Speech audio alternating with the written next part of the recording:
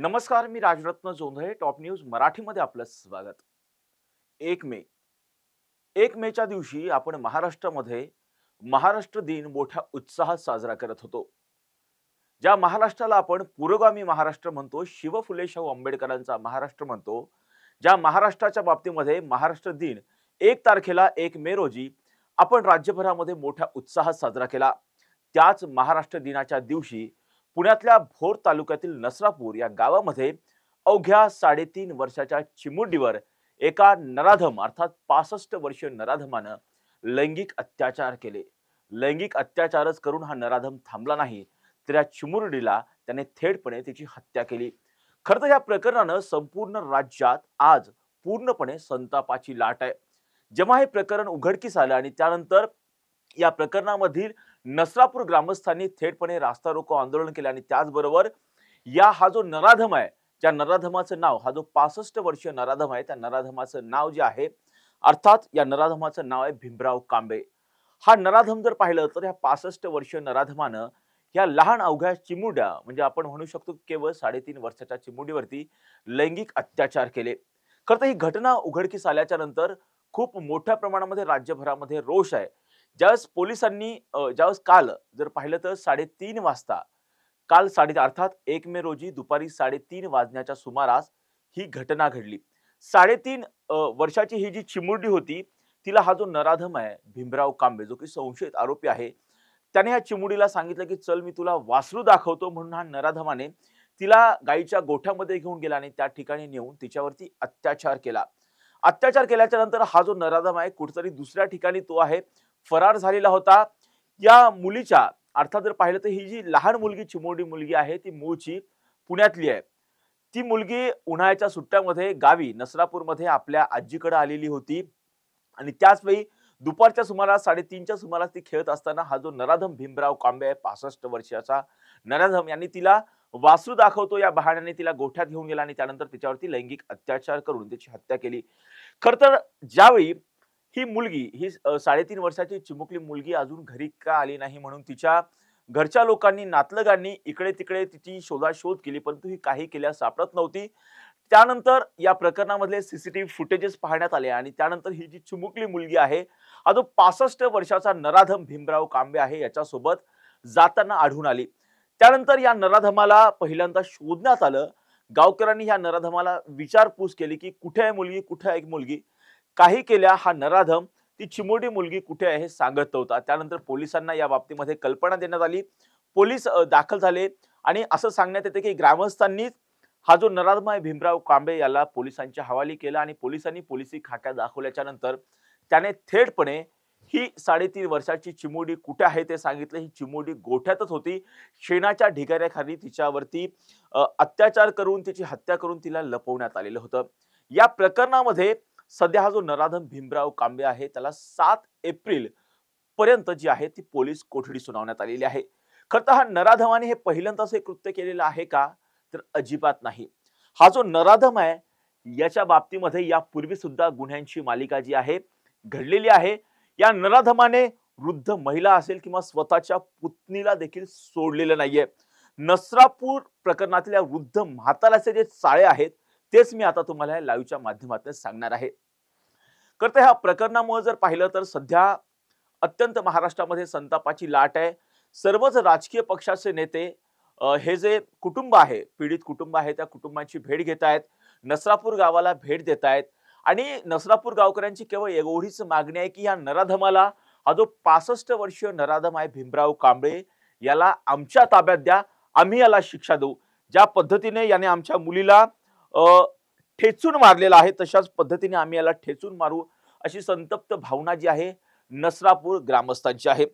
खर तर या प्रकरणामध्ये जसं मी सांगितलं की हा जो विकृत म्हातारा आहे, या म्हाताऱ्याचे अनेक चाळे आहेत. केवळ चाळे याने वृद्ध महिलेला सुद्धा सोडलेलं नाहीये. तर याच्या बाबतीमध्ये गुन्ह्याची मालिका जर आपण पाहिली तर ह्या नराधम म्हातारडा जो आहे त्या म्हातारड्याच्या विरोधात 1998 मध्ये भोर पोलीस स्टेशन मध्ये पहिला गुन्हा दाखल आहे. भोर पोलीस स्टेशन मध्ये एका वृद्ध महिलेशी लगड करण्याचा प्रयत्न केल्या प्रकरणी विनयभंगाचा गुन्हा जो आहे त्या म्हातारड्यावरती गुन्हा दाखल आहे. भोर पोलीस स्टेशन जर पाहिलं तर राजगड पोलीस स्टेशन आणि भोर पोलीस स्टेशन 1998 मध्ये एकच होतं. त्यामुळे भोर पोलीस स्टेशन मध्ये हा जो विकृत आहे, या विकृताच्या विरोधात जो आहे तो पहिला गुन्हा दाखल आहे. गुन्हा रजिस्टर क्रमांक 166/1998, कलम भारतीय दंडविधान 354 आणि 452 अंतर्गत हे गुन्हे दाखल करण्यात आलेले आहेत. आयपीसीचा 354 जो कलम आहे तो कलम विनयभंगाचा कलम आहे. तर 452 हा जो कलम आहे की एखाद्याच्या घरामध्ये बळजबरीने प्रवेश करणं आणि त्याला मारहाण करणं किंवा लज्जा उत्पन्न होणं अशा पद्धतीचं हे सगळं कलम आहे. केवळ ह्या नराधमाने जर पाहिलं तर 1998 मध्ये त्याच्यावरती भोर पोलीस स्टेशन मध्ये अशा पद्धतीचा विनयभंगाचा गुन्हा दाखल आहे. तर हा गुन्हा 1998 चा आहे. परंतु हा जो नराधम आहे त्याने पहिल्यांदा अशा पद्धतीचा गुन्हा केला. त्याला पोलिसांमध्ये अटक करण्यात आली आणि त्यानंतर अशी माहिती मिळते की या गुन्ह्यामधून त्याला जामीन मिळाला. पुढे जर पाहिलं तर 2015 मध्ये हा जो नराधम भीमराव कांबळे आहे याच्यावरती पॉस्को कायद्याअंतर्गत गुन्हा दाखल आहे. पॉस्को म्हणजे लहान मुलांवरती लैंगिक अत्याचार करणं. तर अशी माहिती मिळते की हा जो नराधम भीमराव कांबळे आहे 65 वर्षीय, त्याने 2015 मध्ये त्याच्या पुतणीवरती अत्याचार केला, जी की अल्पवयीन होती. तिच्यावरती अत्याचार केला होता अशी माहिती मिळते. राजगड पोलीस स्टेशन मध्ये हा गुन्हा दाखल आहे. गुन्हा रजिस्टर क्रमांक 155/2015 नुसार हा गुन्हा जो आहे राजगड पोलीस ठाण्यामध्ये दाखल करण्यात आलेला आहे. कलम भारतीय दंडविधान 354, पॉस्को कलम 8 आणि 10 नुसार हा जो आहे तो गुन्हा दाखल करण्यात आलेला आहे. खर तर या गुन्ह्यामध्ये जर पाहिलं तर 354 चा जो गुन्हा आहे त्या 354 च्या गुन्ह्यामध्ये एखाद्या महिलेला लज्जा उत्पन्न होण्याच्या हेतूनं तिच्यावरती हल्ला चढवणं, तिला जबरदस्तीने स्पर्श करणं अशा पद्धतीचा 354 चा गुन्हा आहे. परंतु पॉस्को कायदा जो आहे त्याचा कलम 8 आणि 10 नुसार यामध्ये जर पाहिलं तर 18 वर्षाखालील मुलींवरती लैंगिक अत्याचार केल्याचा हा गुन्हा आहे.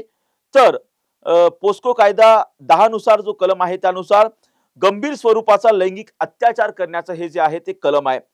ह्या दोन्ही कलमांतर्गत जो आहे त्या नराधम भीमराव कांबळे याच्यावरती आधी भोर पोलीस स्टेशन मध्ये आणि त्यानंतर 2015 मध्ये राजगड पोलीस ठाण्यामध्ये गुन्हा दाखल आहे. परंतु अशी माहिती मिळते की हा सध्या जामिनावरती बाहेर आलेला आहे. परंतु आता एक महत्वाची बाब उत्पन्न होते की अशा पद्धतीची जी विकृती आहे जी सातत्याने अशा पद्धतीने कृत्य करतं, महिलांची छेडछाणी करते, त्यांच्याशी लैंगिक अत्याचार करण्याचा प्रयत्न करते, अशा गुन्ह्यातील आरोपींना जामीन मिळतोच कसा? जर या गुन्ह्यातील आरोपीला हा जो भीमराव कांबळे आहे याला जर जामीन मिळाला नसता तर ही जी चिमुरडी आहे जिच्यावरती काल नसरापूरमध्ये लैंगिक अत्याचार झाले, केवळ 3.5 वर्षाची चिमुरडी आहे, त्या चिमुरडीचा जीव वाचला असता. परंतु अशा पद्धतीने ह्या नराधमाला जामीन का मिळाला असा सवाल जो आहे सर्व स्तरामधून आता व्यक्त केला जातोय. आता हा जो नराधम आहे त्याच्यावरती आता तिसरा गुन्हा थेटपणे दाखल आहे, तो म्हणजे आत्ताच नुकता चिमुरडी अत्याचार प्रकरणी त्याच्यावरती राजगड पोलीस ठाण्यामध्ये पोस्को कायद्याअंतर्गत गुन्हा दाखल करण्यात आलेला आहे. याच गुन्ह्यामध्ये सध्या त्याला 7 एप्रिल पर्यंत पोलीस कोठडी सुनावण्यात आलेली आहे. सध्या महाराष्ट्रामध्ये या प्रकरणामुळे अत्यंत संतापाचं वातावरण आहे. नसरापूरच नाही तर संपूर्ण राज्यभरामध्ये संतापाची लाट आहे. सध्या ही जी लहान चिमुरडी मुलगी आहे तिचं शवविच्छेदन करण्यात आलेलं आहे आणि आता तिच्याच घरच्यांनी थेटपणे पुण्यातला धायरी परिसरामधले जो नवले ब्रिज आहे तो नवले ब्रिज रोखलेला आहे. या नराधमाला तात्काळ फाशीची शिक्षा द्यावी अशी मागणी या नातेवाईकांनी केलेली आहे आणि त्याचबरोबर त्या भागातील नागरिकांनी केली आहे. खरं तर आपण म्हणू शकतो की ही जी चिमुरडी केवळ 3.5 वर्षाची चिमुरडी, तिला काय कळतं? अशा पद्धतीने हा जो नराधम आहे 65 वर्षीय नराधम वृद्ध म्हातारडा जो आहे त्याने अशा पद्धतीचं कृत्य केलेलं आहे. आता प्रश्न अशा पद्धतीने निर्माण होतोय की जर ही जी विकृती आहे, या म्हातारड्याची जी विकृती आहे की त्याला या प्रकरणामध्ये जर त्याच्यावरती वेळीच योग्य कारवाई झाली असती, वेळीच योग्य शिक्षा झालेली असती, तर अशा पद्धतीचं कृत्य करण्यासाठी हा नराधम म्हातारडा धजावला असता का? त्याच्यावरती योग्य कारवाई झाली नाही, त्याच्यावरती योग्य पद्धतीची शिक्षा झाली नाही म्हणून त्याला शिक्षेची भीती वाटलेली नाहीये, कायद्याची भीती वाटलेली नाहीये म्हणून तो धजावला आणि त्याने थेटपणे आधी म्हातारडीवरती अत्याचार करण्याचा प्रयत्न केला, त्यानंतर स्वतःच्या पुतणीवरती अत्याचार करण्याचा प्रयत्न केला आणि आता तर थेटपणे नाबालिग असणाऱ्या केवळ 3.5 वर्षाच्या चिमुरडीवरती त्याने अत्याचार करून तिचा निर्घृण खून केला. खरं तर अशा पद्धतीच्या विकृतीला फाशीची शिक्षा हीच योग्य शिक्षा आहे. परंतु आता मुद्दा उपस्थित होतोय, सातत्याने ज्यावरती महिलांवरती अत्याचार होतात, तरुणींवरती अत्याचार होतात, चिमुरडींवरती अत्याचार होतात, त्यावेळेस मोठ्या आविर्भावामध्ये आंदोलनं होतात. या प्रकरणातील जे नराधम आहेत त्यांना कायद्याने कठोरात कठोर शिक्षा व्हावी अशी मागणी केली जाते. परंतु आपल्या कायद्यात जर आपण पाहिलं तर एका मागोमाग एक तारीख पे तारीख मिळते, परंतु या नराधमांना शिक्षा मिळत नाही, जामीन मिळतो आणि हे नराधम बाहेर येतात आणि अशा पद्धतीचं कृत्य करतात. सातत्याने आपण पाहतोय की पॉस्को कायद्याअंतर्गत गुन्हा दाखल झाल्याच्या नंतर एक तरतूद आहे की महिनाभराच्या आत यामध्ये जे आहे आरोपपत्र दाखल झालं पाहिजे. परंतु आपण काय पाहतोय, आरोपपत्र दाखल होतं का? तर आता कायद्याचा भाग आहे, यावर्षी कायदाच बोलेल. परंतु दुसरी एक महत्वाची बाब अशी आहे, ज्यावेळेस अशा पद्धतीचे अत्याचार होतात त्यावेळेस नागरिक मोठ्या संख्येने रस्त्यावर येतात, मेणबत्त्या घेतात, आंदोलन करतात. पुढे काय होतं? पुढे अशाच पद्धतीच्या विकृती पुढे येतात. त्यांना कायद्याचा धाक उरतो का?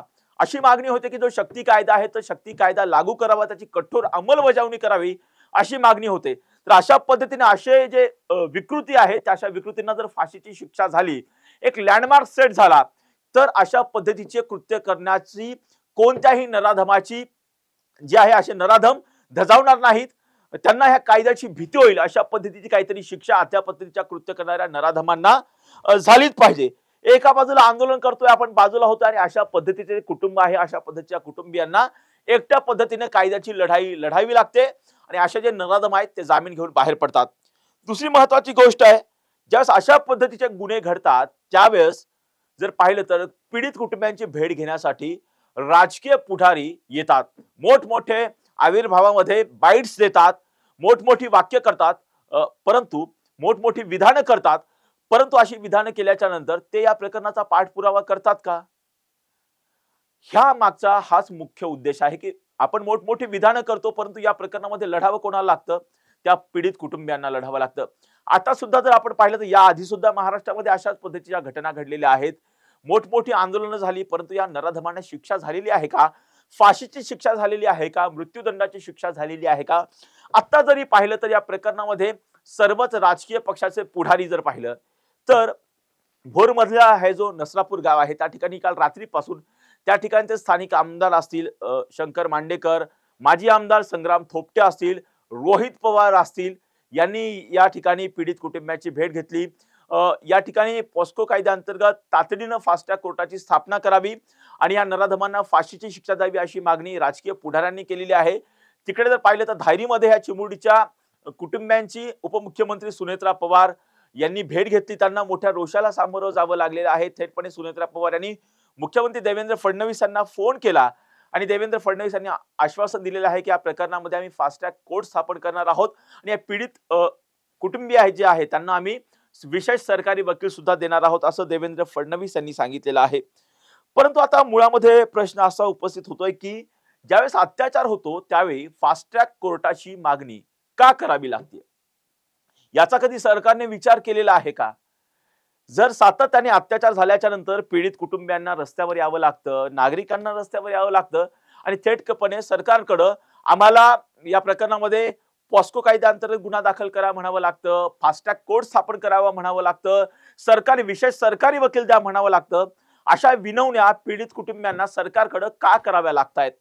सरकार या बाबतीमध्ये अशा पद्धतीच्या घटना जेव्हा घडतं त्यावेळेस तात्काळ फास्ट ट्रॅक कोर्टाची स्थापना स्वतःहून का करत नाही? त्याचबरोबर विशेष सरकारी वकिलाची नियुक्ती जोपर्यंत मागणी होत नाही तोपर्यंत का करत नाही? अशा पद्धतीचे सवाल आता जनसामान्यांमधून आता उपस्थित होत आहेत. जर पाहिलं तर पुण्यात जर अक्षरशः या प्रकरणामध्ये प्रचंड मोठ्या प्रमाणामध्ये जनतेचा उद्रेक पाहायला मिळतोय. जनता अक्षरशः रस्त्यावरती उसळलेली आहे. जनता जर पाहिलं तर हाताला काळ्या फिती बांधून जनता थेटपणे अशा पद्धतीच्या ज्या विकृती आहेत त्या विकृतींना ठेचलं पाहिजे, अशा विकृतींना धडा शिकवला पाहिजे, जेणेकरून भविष्यात अशा पद्धतीच्या गुन्हे करण्यासाठी कोणतीही अशी नराधम वासनांद विकृती पुढे येणार नाही. अशा पद्धतीचा कठोर कायदा सरकारनं विशेषतः केंद्र सरकारला सांगून, जर राज्य सरकारच्या हातात नसेल तर केंद्र सरकारला सांगून संसदेमध्ये एखादं विशेष अधिवेशन बोलावून अशा पद्धतीचा कायदा करण्याची अत्यंत गरज आहे. दुसरी बाब पाहिलं तर हा जो म्हणजे काय बोलायचं या नराधमाला, वय 65 वर्ष, त्याच्या नातीच्या वयाच्या असणाऱ्या चिमुरडीवरती अशा पद्धतीने अत्याचार करताना या 65 वर्षीय नराधम भीमराव कांबळे याला लाज कशी वाटली नाही, कशा पद्धतीने याला लाज वाटली नाही, असे सवाल उपस्थित होत आहेत. याचं वय पाहिलं, याची सगळी अवस्था पाहिली तर अशा ज्या पद्धतीने जी आता संतप्त भावना व्यक्त होतीये की त्याला फाशीची शिक्षा द्या, तुम्ही आता कोर्टाच्या चक्रा फेऱ्या मारू नका, असे यांनी थेटपणे याला आता भर रस्त्यामध्ये जनतेच्या हवाली करा, नसरापूर ग्रामस्थांच्या हवाली करा, आम्ही याला ठार मारू, अशा पद्धतीची वक्तव्य जी नागरिकांकडून येत आहेत. काय येत आहेत? हा सरकारच्या विरोधातला उद्रेक आहे. सातत्याने अशा पद्धतीच्या महिला अत्याचारांच्या ज्या घटना घडतायत त्यामुळे हा उद्रेक आहे. हा उद्रेक सरकारनं समजून घेतला पाहिजे. कारण हा जो भीमराव कांबळे 65 वर्षीय वृद्ध आहे त्याचे केवळ आत्ताच नाहीये, 1998 मध्ये याने वृद्ध महिलेशी लैंगिक अत्याचार करण्याचा प्रयत्न केला, त्याच्यावरती विनयभंगाचा गुन्हा दाखल आहे, त्यातनं तो जामिनावरती बाहेर आलेला आहे. 2015 मध्ये सुद्धा त्याने अशाच पद्धतीचं कृत्य आपल्या पुतणीशी करण्याचा प्रयत्न केलाय, यामध्ये सुद्धा तो बाहेर आहे. पण आता पाहिलं तर 2026 मध्ये आधी जर शिक्षा झालेली असती, योग्य शिक्षा झाली असती, तर अशा पद्धतीचं कृत्य करण्यासाठी तो धजावलाच नसता. खरं तर आपल्या कायद्याने त्याला कठोर शिक्षा दिली नाही म्हणून त्याचं धाडस वाढलं आणि थेटपणे त्याने 3.5 वर्षाच्या चिमुरडीवरती गायीच्या गोठ्यात नेत अत्यंत वाईट पद्धतीने अत्याचार करून तिचा निर्घृण खून केला. आता तरी 3 गुन्हे झालेत एका मागोमाग एक. 1998, 2015 आणि 2026 असे 3 गुन्हे झालेले आहेत. आता तरी या नराधमाला कठोर शिक्षा होते का, मृत्यूदंडाची शिक्षा होते का? जर अशा पद्धतीने मृत्यूदंडाची कठोर शिक्षा झाली तर अशा पद्धतीच्या हा भीमराव कांबळे केवळ व्यक्ती नाही तरी विकृती आहे. आणि अशा अनेक विकृती सध्या राज्यात आहेत. अनेक अशा पद्धतीच्या घटना घडत आहेत. अशा एखाद्या विकृतीला जर कठोर शिक्षा झाली तर इतर ज्या विकृती आहेत त्यांना अशा पद्धतीने कृत्य करण्यासाठी चाप बसेल आणि ते अशा पद्धतीचे कृत्य करण्यासाठी धजावणार नाहीत. खरं तर या बाबतीमध्ये आता राज्य सरकार असेल त्यांनी आता विचार करण्याची गरज आहे, केंद्र सरकारने विचार करण्याची गरज आहे. कारण ज्याच्या घरचं जातं त्यालाच कळतं असं म्हणतात. केवळ त्या आईला काय वाटलं असेल, तिच्या वडिलांना काय वाटलं असेल, कारण ज्यांच्या अंगा खांद्यावर खेळणारी ही केवळ 3.5 वर्षाची चिमुरडीवरती अशा पद्धतीने अत्याचार होतो. आणि कुठेतरी आपल्या आजोळा ही जी मुलगी आहे आपल्या आजीकडे गेल्याच्या नंतर वाटलं तरी असेल का त्या आई वडिलांना की तिला खेळण्यासाठी आजोळा आम्ही पाठवलेला आहे, जेव्हा ती परत येईल तेव्हा तिचा मृतदेह आमच्याकडे दिसेल, अशा पद्धतीने तिच्यावरती अत्याचार होईल आणि आमच्या डोळ्यापुढे केवळ तिचा मृतदेह असेल, ती निशब्द पद्धतीने आमच्या पुढे असेल असं वाटलं तरी असेल का? खरं तर या बाबतीमध्ये राज्य सरकारनं आता कठोर पावलं उचलणं गरजेचं आहे. आणि खरं तर राजकीय पुढाऱ्यांनी सुद्धा, सर्वच राजकीय पक्षाचे जे पुढारी आहेत त्यांनी सुद्धा कुठेतरी एक वाक्यता केली पाहिजे आणि काहीतरी असा कठोर कायदा निर्माण केला पाहिजे जेणेकरून अशा पद्धतीच्या ज्या विकृती आहेत त्यांना मृत्यूदंडाची शिक्षा झाली पाहिजे. खरं या प्रकरणामध्ये आता पुढे काय होतं, कशा पद्धतीने हा जो विकृत आहे त्याच्यावरती कशा पद्धतीने कारवाई होते सगळंच पाहणं महत्वाचं असणार आहे. आणि टॉप न्यूज मराठीच्या माध्यमातून हा मुद्दा जो आहे, ही ज्या विकृती विरोधातला जो मुद्दा आहे, या चिमुरडीच्या न्यायाचा जो मुद्दा आहे तो आम्ही लावूनच धरणार आहोत. आणि या प्रत्येक घटनांची अपडेट आम्ही टॉप न्यूज मराठीच्या माध्यमातून आपल्यापर्यंत मांडणारच आहोत. यासाठी तुम्ही पाहत राहा टॉप न्यूज मराठी, आपला महाराष्ट्र आपली बातमी. तुमची car, electric panel, data server आगीपासून सुरक्षित आहे का? नाही? मग आजच बसवा F protect temperature activated fire suppression device. यामध्ये आहे eco friendly non toxic pressurised liquid, जे आग लागल्यास क्षणार्धात ऍक्टिव्हेट होऊन आगीवरती मिळवते नियंत्रण. बसवण्यास अतिशय सोपे आणि सुटसुटीत. टेकालिपचे एक दर्जेदार उत्पादन एफ प्रोटेक्ट.